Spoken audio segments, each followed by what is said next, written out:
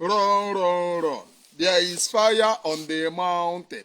Run, run, run. A biggie, biggie fire. Run, run, run. A biggie, biggie fire. Run, run, run. There is fire on the mountain. Okay, abandon life. Hey. Please hit the like button and share. Hit the like button and share. This is Onyebuchi Nwashigburobi, known as the Great Seer or the Sea of the Seer, preaching nothing but the undiluted truth. Now hit the like button. Kantonyekwo na azo no nwekwere na ihe mpasitara. Okwa onye na-share this very program ke ya furu. Hit the like button, share this very program across every other platforms. And here, Facebook, please. The last time that I was here, you people... Facebook, the last time that I was here, you people censored me. I have 400 and something. I don't even know if it have reached 500 shares. But yet, you people left it at 100 views. I have 200 and something likes, but yet you people left it at 100 views. So who is the person that like more than 200 like?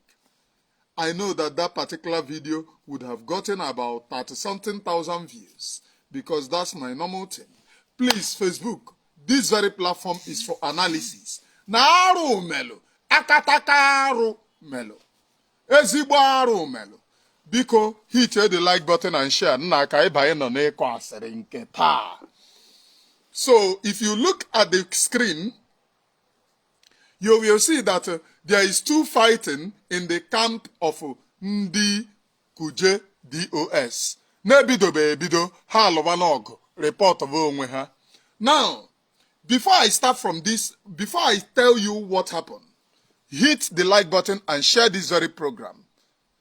Share it to too many groups, WhatsApp groups, Facebook groups, and encourage people to be here.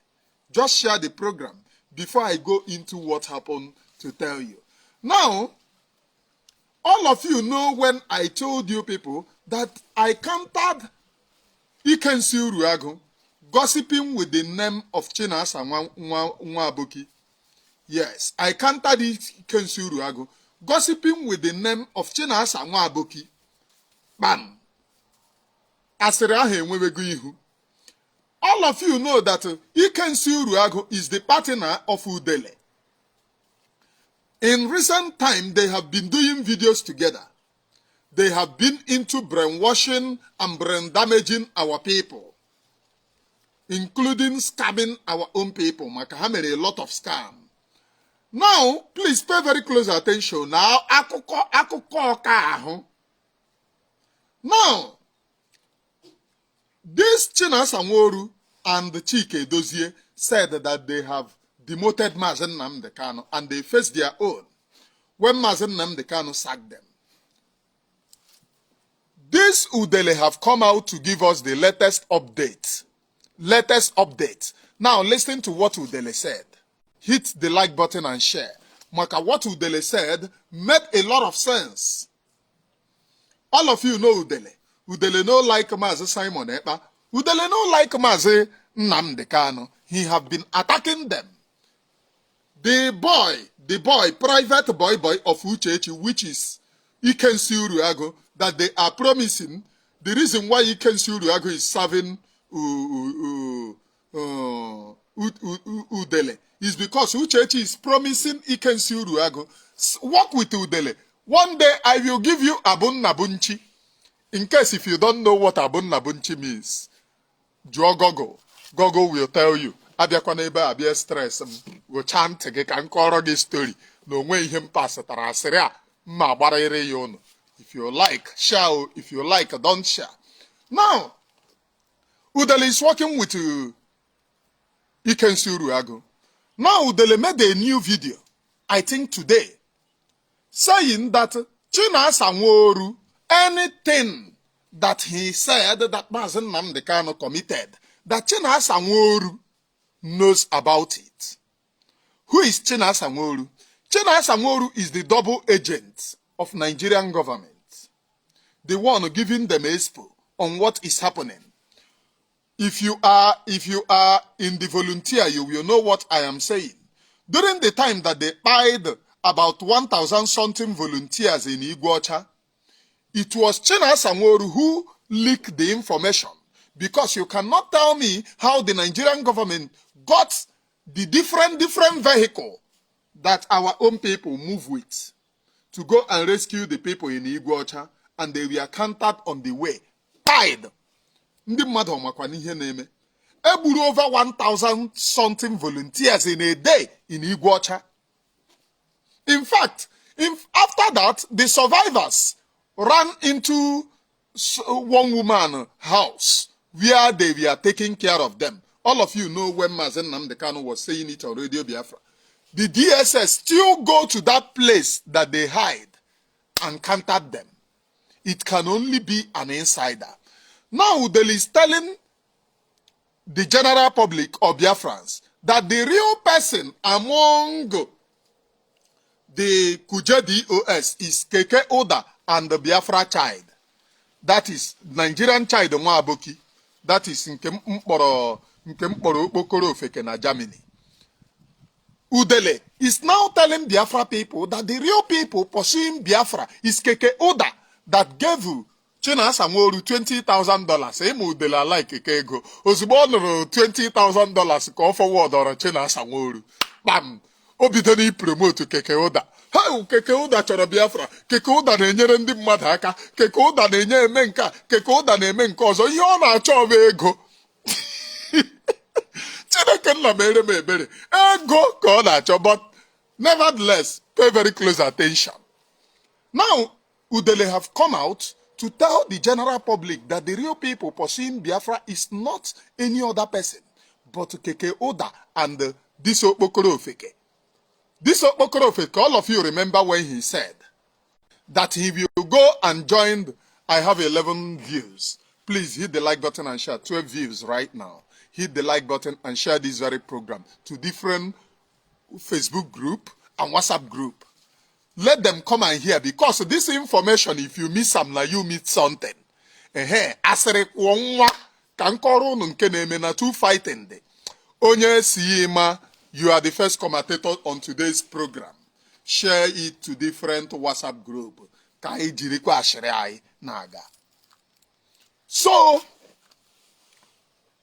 Udele, this Udele, Neriozu, have come out to say that the only people for pursuing Biafra is Keke Ụda and the Okporo OFEKE na Germany. What did he say? He said that if the rest, this Chinasa Nworu and their group, and Chike Doziuno, that said that they have taken over, that the reason why they claim that they have taken over is because of money, which is truth, or because of money. Maka agụụ dị Chinasa Nworu n'ahụ. Agụụ dị ya n'ahụ na nne ya bụ nzama ka ọ na-agba na IPOB. Nwanne ya nwaanyị nzama, nwanne ya nwoke nke nọkwa Brazil. Ọ pụrụ obodo oyibo ndị Brazil, fili n'anụ na ọhịa. Ihe a na-azụ ebe a bụ ntụ and the 419.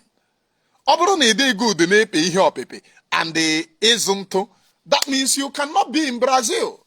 So the guy ruru Brazil, egwu urie ya, ya were IPOB na-akpa ego. Now, pay very close attention.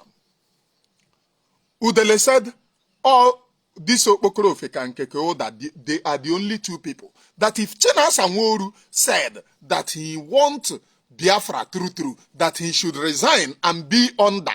Saint Chid, I see you. Please hit the like button and share. The second commentator today. That he should resign and be under this Okporo OFEKE na Germany and Keke Ụda of Italy. That the only thing that has made them, that has made this Chinasa Nworu claiming, oh, I need leadership, I want this, is because of money. Now pay very close attention to where it gets interesting. They have divided themselves and went out and claimed that they are now the real IPOB. But Keke Ụda is speaking with Udele. This Okporo OFEKE na Germany is speaking with Udele. Two of them is giving Udele information. They are information ministers to Udele. Just as some people following Mazi, Simon Ekpa, is some, the same information minister to these very people, Udele. Because Hana he shiakanimi anota their information. Oh, okay, no nulo gwara okay no nama nazo no nangiga. Are you listening to me? Now, Udele is demanding that Chinasa Nworu and the Keke Ụda resign from their coup against Mazi Nnamdi Kanu, that the people that should be in charge of that leadership is Keke Ụda and the Okporo OFEKE. Now, if you tally it, you will remember when I said that I got an information that Keke Ụda Nwanyi Ogiri na Nnewi nke Ogiri shigburu nne was gossiping with Chinasa Nworu's name. That Chinasa Nworu, in fact, I don't want to say a lot of things because of the person Ogwara Dioku. Because of the person Okoro Data Akoko. That person no Enokpala.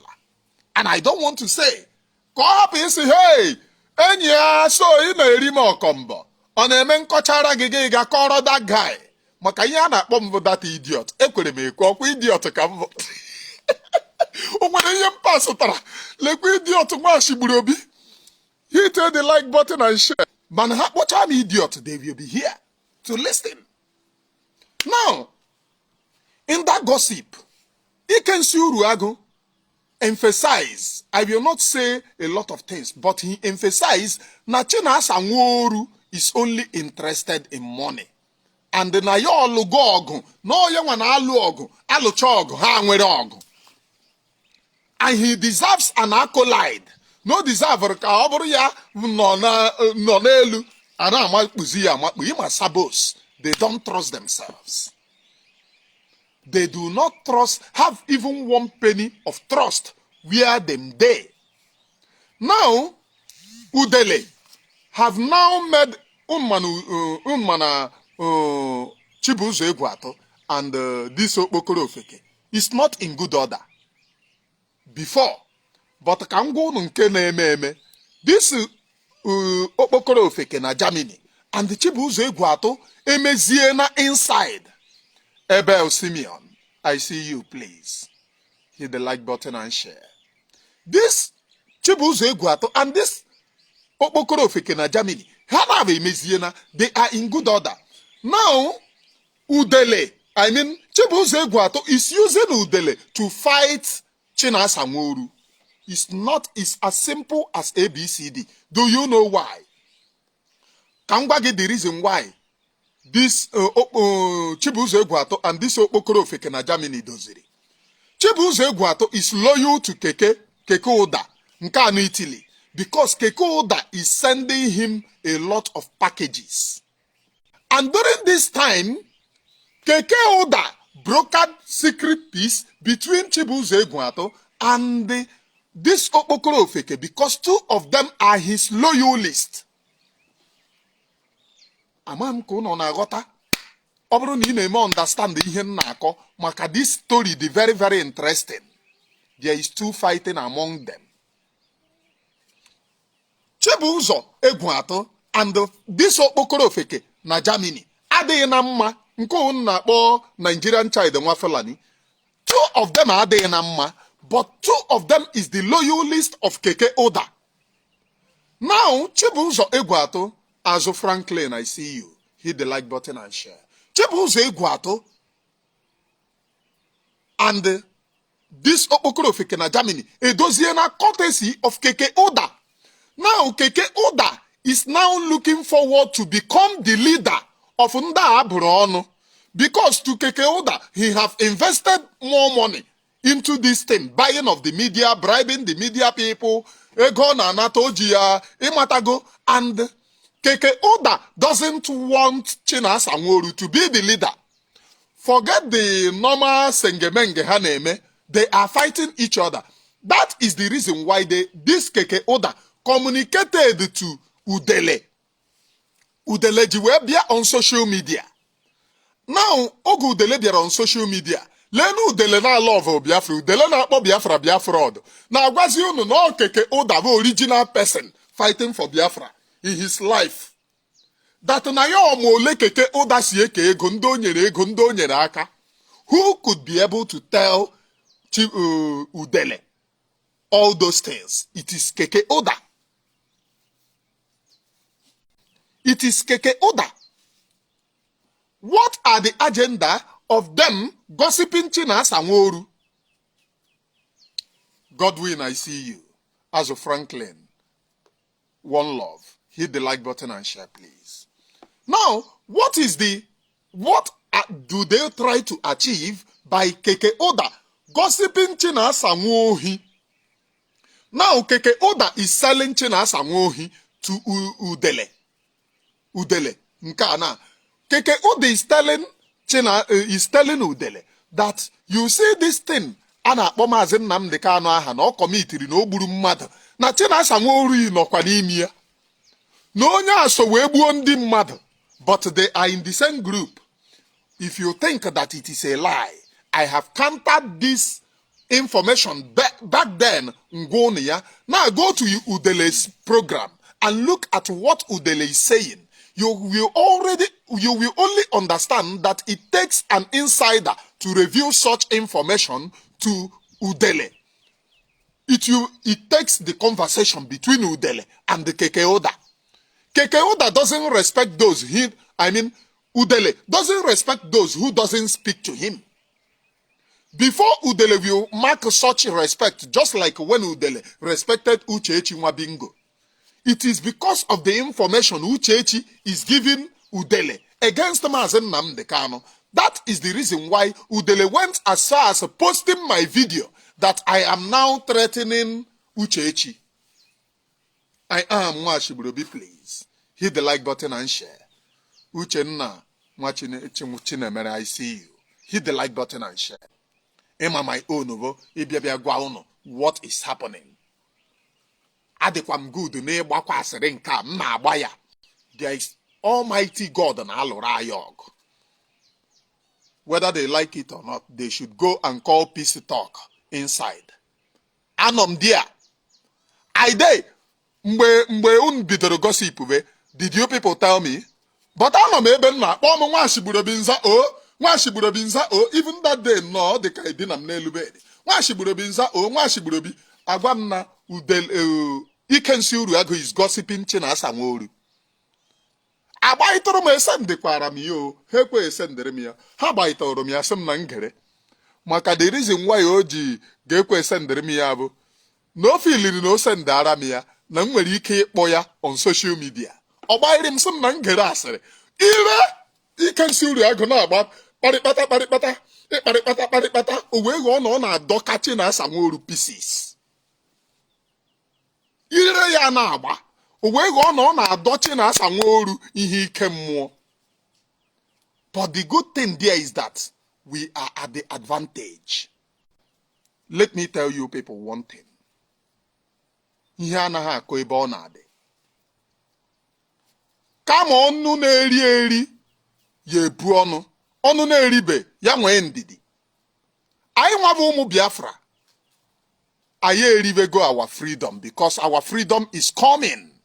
Maazị Nnamdi Kanu and Simon Ekpa, they are in front line, championing, telling that they will not sell their own people. Ndase na ha yere anyị to the zoo government.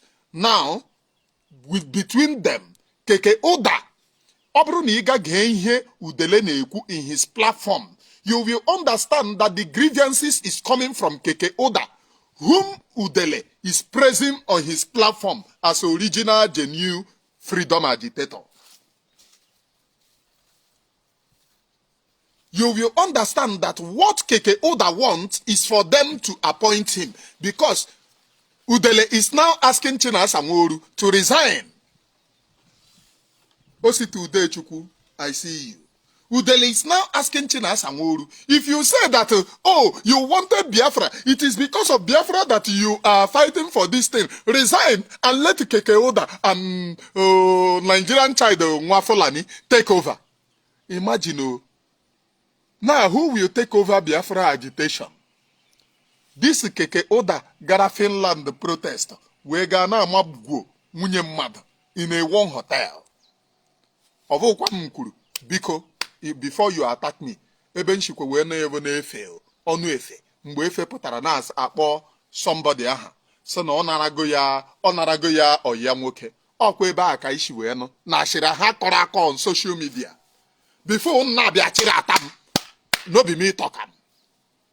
In fact ịma nwa ashigburu bịa na agbazikwe nsaga ihe m na-akọzi ive ashịrị ka m na-akọzi. I am nwa ashigburu bi preaching nothing but the undiluted truth, and I am here preaching that truth to you. Touch the like button and share. Touch the like button and share. Our freedom is already here. Because if you think that you will play propaganda against Mazen Namdekano, which is a no-go area, Mazen Simon Epa, which is a no-go area, that means him wune bidogo. If you get to Udele platform, Udele is asking Chinasa Nworu to resign.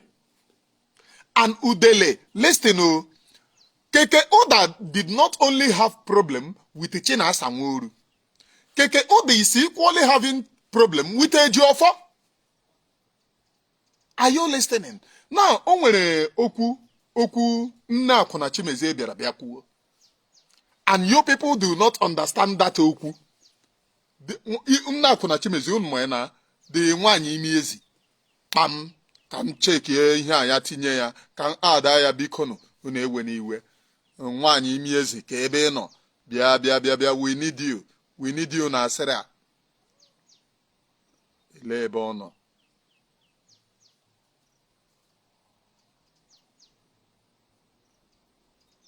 Biko na-ewekwe n'iwe. Ha lekwa ọnụ nwaanyị mmadụ. Ọnụ nke a Chineke ekwekwe na ihe ọjọọ. Ụmụ nwoke na-erikwe nshi. Ụmụ nwoke na-atakwa ajọ nshi. Ọkwa nwoke ya ali obi magoro nwaanyị ya elu na-akwụ ntị ihe ike mmụọ. Fa arụ.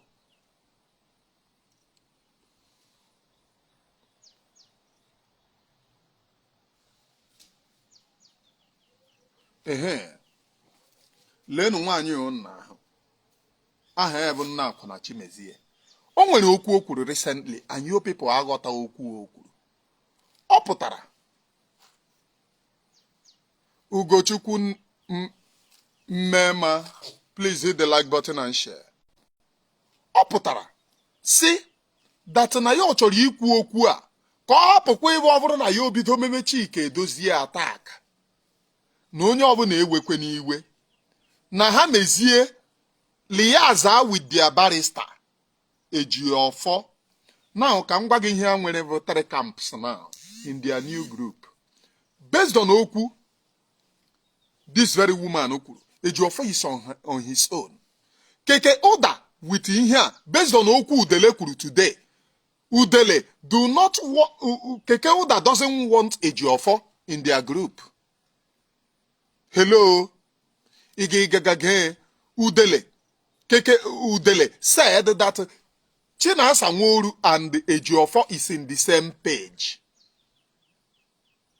Chinasa Nworu and Ejiofor is in the same page, which means Keke Ụda gossip to Udele that ihe na-ekwudu Chinasa Nworu and Ejiofor, we don't like them. That a crime according to Udele. Na crime Maazị Nnamdi Kanu na Ejiofor and Chinasa Nworu ma anye na ọ bụkwa maka ejidego Maazị Nnamdi Kanu ha na-asịzi na ha ma anye na-achọzi itake another group in order to continue their scam. Number one, Udele already know that Chinasa Nworu is and Chike Edozie is not fighting for any Biafra, but ihe na fight na bụ apụtazie so ndị mmadụ like the day Keke Ụda mere video na agwa ụmụ Biafra that give us $1 million anyị nye unu Biafra. If total $1 million nye anyị na enye unu Biafra. So that money ka a na-azọ onye ya eji anọ on the position because alụchara ọgụ a. Keke Ụda na-ese ndere Chinasa Nworu ego ha enyeghị ya ebe ego si apụta. Ha enyeghị ya ka ọ na-handle ego. If you watch what Udele said, you will know that what Keke Ụda told Udele is that, look, these very people are playing with fire. that they don't want me to be in position of this leadership. They don't want me, Keke Ụda, that have sacrificed, giving Chinasa Nworu $20,000, don't want me to be in charge. Chinasa Nworu and the Chike Doziunu is now dragging who will be in charge, whereas Mwa vu Keke Ụda, Loro de Menog, have been abandoned. That is the motive, the main motive. Udeleji weme video mere, calling Chinasa Nworu and Chike Dozie to resign so that Keke Ụda will take over. Is God not wonderful? Two Nigerian agents are fighting each other. That is the work of God. I am Mwashibrobi, please. And I preach nothing but the undiluted truths. The only thing I preach on this very platform, nothing but the undiluted truths. They are divided among themselves, and you will see them fight against each other. Now, furthermore, I want to tell Biafra people, right now, please, anybody that have followed Mazi Simon Ekpa, no matter the evil that they have been, don't call them terrorists on social media. Are you getting me? Because calling them terrorists on social media is like when this criminal DOS we are fighting against Mazi Simon Ekpa, they were calling Mazi Simon Ekpa terrorist. Please pay very close attention. Gema Barana, the international. Because only over national Mazi Simon Ekpa, if you call them terrorists, the international community will say, oh, that means they learned it from Mazi Simon Ekpa. Because if Mazi Simon Ekpa is not a terrorist, then how come that Mazi Simon Ekpa is the only genuine person? Then the people who are following him are terrorists. I learned that a lot of people, Mazi Simon Ekpa, Aborobego. That is not where I'm going. Mazi Simon Ekpa have ordered that there is no social media banter. But please, please note it that a lot of people, Mazi Simon Ekpa, Abego on social media, and that is not where I'm going. But don't call any one of them terrorist. Only word in even there is no need for banter now. We are hopeful that Mazi Simon Ekpa will come out, because if you watch the camp of the enemies, they are shaking. Few days ago, the Lebirabiago na anyị nwa na-ekwu ka Mazi Simon Ekpa pụta na anyị ya na-emere ya ihe ọma because ọ bụrụ na ọ jump 6 years imprisonment that Mazi Simon Ekpa is going to be rendition to Nigeria. But a day before that ka ọ bịara na-ayọ na-akpọ Bianca Ono na-ayọ ya biko kpọọ Tinubu na-ayọ ya biko na ha hapụkwa na Mazi Simon Ekpa kesi Mazi Simon Ekpa in Finland na ha pursue, which means they have sensed that Mazi Simon Ekpa could be able to come out. And today, according to information, is that Nigeria sent a robot that they did not send their representatives. Somebody in Abuja is calling Finland while live procession is on. I don't know how true that is. But please, to this very platform, I will tell you nothing but the undiluted truth. Dika Chineke na-arụ ha anya ọrụ na-eti the camp of the enemies. These very people who hang about the ala adịghị mma.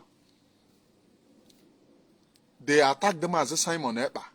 They abused Mazi Nnamdi Kanu. In fact, when they were attacking Mazi Simon Ekpa told all of you that the reason why they are attacking him is not because of him, but they want Mazi Nnamdi Kanu dead. Died. Please, Facebook, pardon me by that word.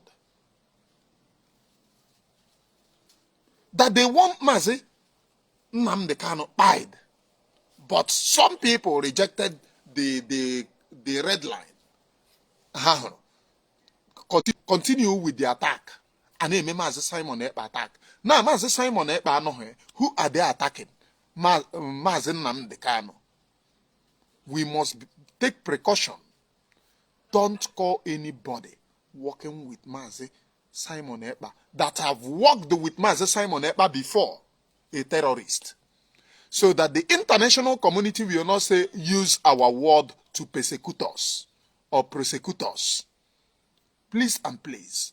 With that being said, Almighty Chukwuokike Abiama arụmagoro anyị ọrụ. The camp of the enemies are divided. Ọ bụrụ na udele nwere ike ịpụta with ọnụ o ji eri ji eri ede, campaigning for Chinasa Nworu to resign, for Chike Edozie to resign, ka ha ti ndị nke na-enye ha authentic information. And udele said in that video that everything that is happening na yo na-eji ya, na yo na-enweta the information, na ihe niile IPOB mere na yo ji the information. And there is okwu udele kwuru. Now the reason why yoji ekwu okwu, yoji wee dị against this Biafra movement is because anyị na-egbu ndị mmadụ. Na ọ bụrụ na ya na-egbu ndị mmadụ, na ya nwa akara ikwu okwu. Udele ịdị na-ege m ntị, and you may be here now listening. Ka m jụọ gị, maka ọ na-eme mmecha program ozugbo, ga-emapụ, ga-akọwa inyo. That is not my own. Mmecha program, ga-emapụ, draw the content, cover inyo. That is not my own. Now I'm neighbor with fake accounts. Can you 2015, onwere onye ji egbe na IPOB. The answer is no. 2016, onwere onye ji egbe na IPOB. The answer is still no. But when did you start killing? As far back as 2015. Mgbe niile agara protest for Mazi Nnamdi Kanu, all blood ka a na-ebu abata. Apụọ ndị Nigerian soldiers gbaba. Because the lies now, as ha na-eghere unu, is that the reason why they are attacking us, Biafra agitators, is because na na-egbu ndị mmadụ. But it is a lie. 2015 onweghị onye bu egbe. 2016 onweghị onye bu egbe. 2017 onweghị onye bu egbe. 2018 onweghị onye bu egbe. 2019 onweghị onye bu egbe. Ọkwa 2020. So kedizi ka iji wee gbuo, because udele said in that video, which I said I will counter it, why I am happy that they are fighting against themselves. I will counter what he said. That the reason why somebody like Yanwaji Wedi against Ihaineme is because we are buying people. My own sister, good evening, please. Welcome to this very program. That the reason why Oji Wedi against Ihaineme, good. The reason why Oji Wedi against Ihaineme, maka Biafra agitators na-egbu mmadụ na soil aka n'ọba. Mana ajụọ na m here. In 2015, onweghị onye Biafra agitators ji nke ya, mana a na-egbu Biafra agitators. 2016, onweghị onye Biafra agitators ji nke ya, mana agbagburu ụmụ mmadụ. 2017, onwe onye Biafra agitators ji nke ya, mana asụrụ ụmụ mmadụ akwụ. 2018, onwe onye Biafra agitators ji nke ya, asụrụ ụmụ mmadụ akwụ. 2019, onweghị onye Biafra agitators ji nke ya, mana asụrụ ụmụ mmadụ akwụ. So, don't be cowed. Ma ha na-edeceive gị. Oh, na the reason why ha ji ekwu okwu Biafra agitators bụ na a na-egbu mmadụ. Ị jụọ ha sị ha, onwere onye bu egbe before I announce a proscribe by a terrorist organization. 2017. IPOB buru egbe official. That is Eastern Security Network, not IPOB as a whole. Buru egbe official 2020.